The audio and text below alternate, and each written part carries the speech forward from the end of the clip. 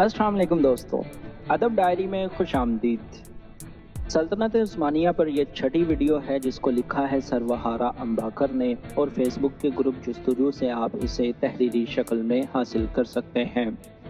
आज हम उनका छठा लेक्चर इस्लामी खिलाफत देखेंगे। सुल्तान अब्दुल हमीद दोम आखिरी बा-इख्तियार सुल्तान थे। तारीख ने उन्हें अच्छे अल्फाज में याद नहीं किया। जिस तरह सुल्तान सुलेमान को मगरबी मौर्रखीन ने बेहतरीन सुल्तान कहा है और मैग्निफिसेंट कहकर याद किया है, वहाँ अब्दुल हमीद का मामला बरक्स है। उनके लिए जो लफ्ज़ इस्तेमाल किया गया है वो डैम का है या फिर सुर्ख सुल्तान का।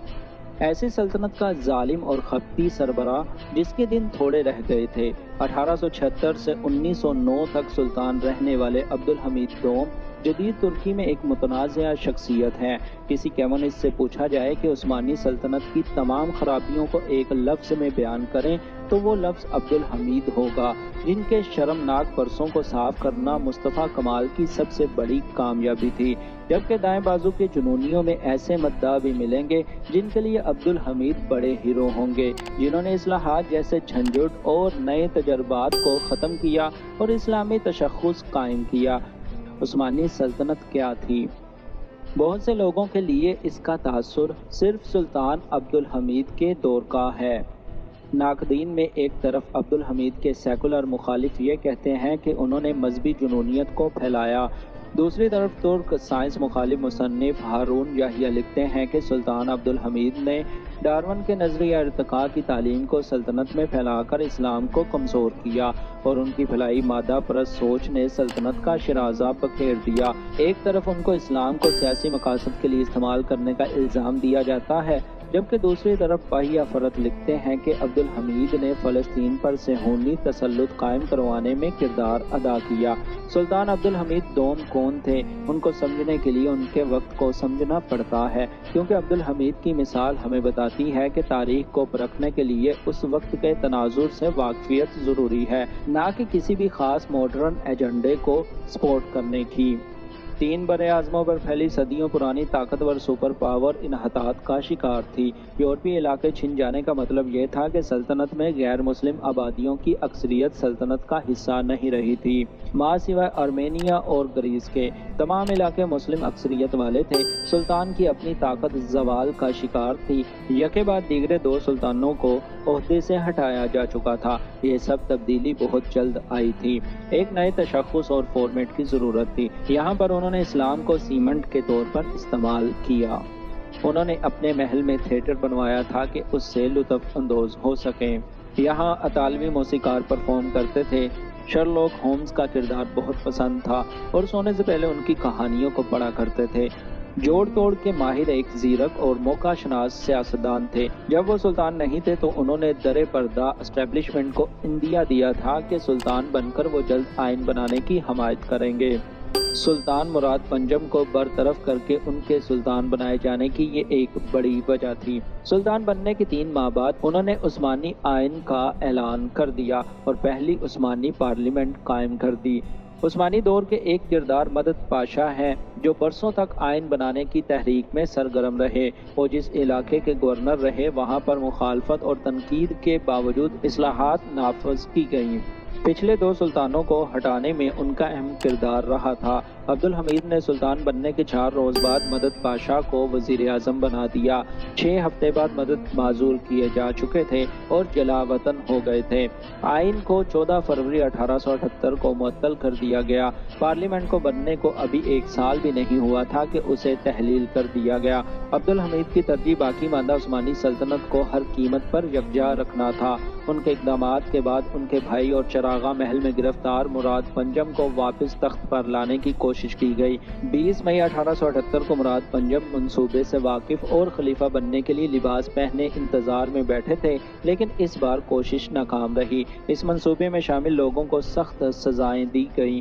मुराद पंजम को सख्त कैद तन्हाई दे दी गई, वैसी ही जैसे मुराद के अपने दौर में इससे पिछले सुल्तान अब्दुल अजीज को दी गई थी। इसमें गुजारे गए हफ्तों में सिवाय मौत के इंतजार के और कुछ भी करने को नहीं था। यहाँ तक कि पीने के साफ पानी तक रसाई भी بھی نہیں تھی۔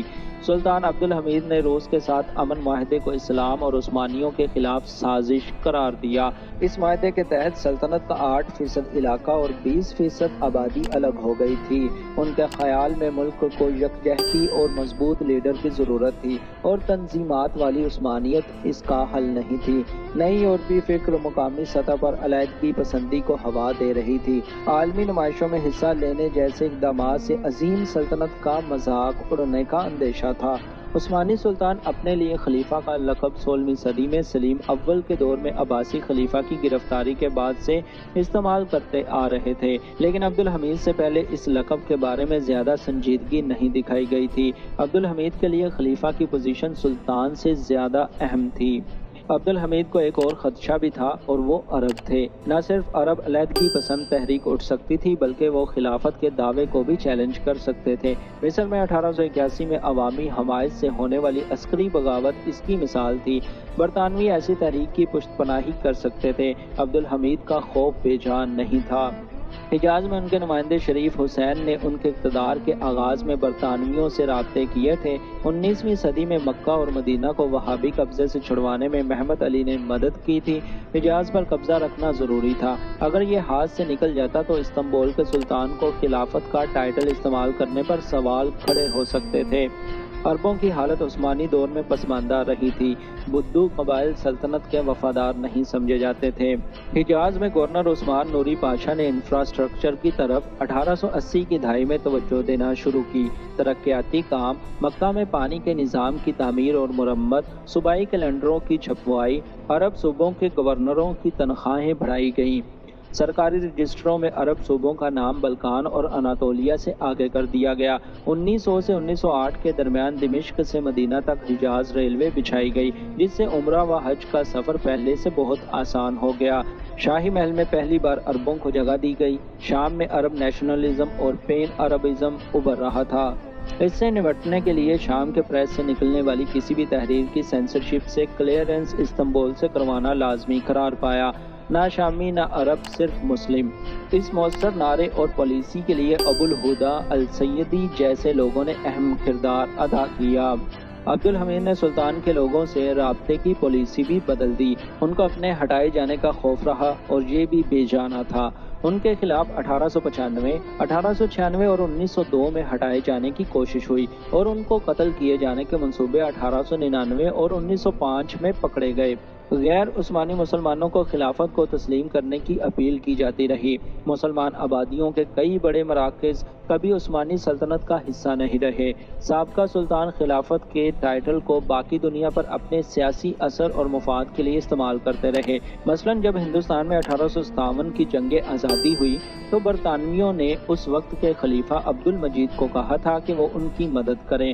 عبدالمجید نے برطانوی سرکار سے تعاون کرتے ہوئے ہندوستانیوں کے نام خط لکھا تھا جو ہندوستان کی مساجد میں پڑھا گیا کہ ہندوستانی مسلمان برطانوی راج سے بغاوت کا راستہ ترک کر دیں۔ عبدالحمید نے سلطان پہلے کی اس پالیسی کو تبدیل کر کے خلیفہ پہلے میں بدل دیا۔ عثمانی سلطنت کا سب سے بڑا مسئلہ معیشت تھا۔ سلطان عبدالحمید کے دور میں حکومتی اخراجات میں اضافہ ہوا۔ بجٹ کا 60% سے زیادہ فوج اور بیوروکریسی پر نکل جاتا تھا، 30% سے زیادہ قرض اتارنے پر، جبکہ کل صرف 5% تھا جو تعلیم، صحت، زراعت، تجارت اور ترقیاتی کاموں پر خرچ ہوتا تھا۔ وزیر اعظم کا عہدہ غیر مستحکم رہا۔ عبدالحمید نے اپنے پہلے 6 برسوں سے 16 وزیر اعظم بدلے۔ اس کے بعد نسبتاً ٹھہراؤ آ گیا۔ محمد سید پاشا، محمد کامل پاشا، احمد سواد پاشا، خلیل رفعت پاشا اور محمد فرید پاشا زیادہ دیر وزیر اعظم رہے۔ سلطان سے بحث کی اجازت تھی، لیکن سلطان کے آخری فیصلے سے اتفاق نہ کرنے کا مطلب عہدے سے برخاستگی تھا۔ سلطان کے ساتھ بغیر سوال کیے شخصی وفاداری کسی بھی سرکاری عہدیدار کے لیے لازم تھی اور سر کو گردن پر سلامت رکھنے کے لیے ضروری تھا۔ عبدالحمید کا خیال تھا کہ بلقان صوبوں کے الگ ہونے کی وجہ طاقت کا مرکز میں اکٹھا نہ رکھنے کی پالیسی تھا۔ بغاوت کی کسی بھی علامت کو سختی سے نپٹ لینے اور کوئی رعایت نہ دینے کی پالیسی البانیہ میں کامیاب رہی۔ حریت پسند البانیہ لیگ کو سلطان کی آرمی نے 1881 میں کچل دیا۔ کردوں سے مقابلہ کرنے کے لیے غیر رسمی حمیدی فوج استعمال کی۔ हमीदी और आर्मेनिया के दरमियान 1895 में झड़पें हुई और अगले बरस में आर्मेनियन, कुर्द और तुर्क एक दूसरे से लड़ते रहे। 1897 में ग्रीस के शाह जॉर्ज ने जब क्रेट लेने के लिए हमला किया तो जर्मनी से इत्तेहाद करके ग्रीस को शिकस्ते फाश दी और अमन के बदले भारी मुआवजा हासिल किया। उस्मानी इंटेलेक्चुअल अब्दुल हमीद के मकासद के हक में थे, लेकिन तरीकों के हक में बिल्कुल नहीं। शख्सी आमरीत का ये तरीका कामयाब नहीं हो रहा था। रोमांटिक, लिबरल, मजहबी उलमा, आइन पसंद, सरकारी ऑफिशियल सभी इससे खाइफ थे। 1899 में एक मिलिट्री मेडिकल कॉलेज में एक खुफिया तंजीम बनी जिसका मकसद पार्लियामेंट और आइन की बहाली थी। ये सोसाइटी पकड़ी गई और उसके मेंबरान को मुल्क से फरार होना पड़ा। अब्दुल हमीद की हुकूमत के खिलाफ इस तंजीम से ताल्लुक़ रखने वाले मुख्तलिफ धड़ों ने मिलकर 1894 में तंजीम बनाई जो इत्तेहाद और तरक्की की कमेटी थी। CUP कहलाने वाली ये तंजीम नौजवान तुर्क से मशहूर हुई। इसमें हर तरह के मजहबी और नस्ली पस मंज़र के लोग शामिल थे। सुल्तान अब्दुल हमीद बड़ी हद तक CUP की कार्रवाइयाँ रोकने में कामयाब रहे। 1902 में नौजवान तुर्कों की पेरिस में कॉन्फ्रेंस सुल्तान के इख्तियारात के खिलाफ उठने वाली पहली मुनज़्ज़म सियासी तहरीक थी। तो दोस्तों, इस वीडियो में बस इतना ही। मैं उम्मीद करता हूँ कि आपको ये वीडियो पसंद आई होगी। अगर आपको ये वीडियो पसंद आई तो प्लीज़ सब्सक्राइब, लाइक और शेयर करना मत भूलिएगा। अल्लाह हाफिज़।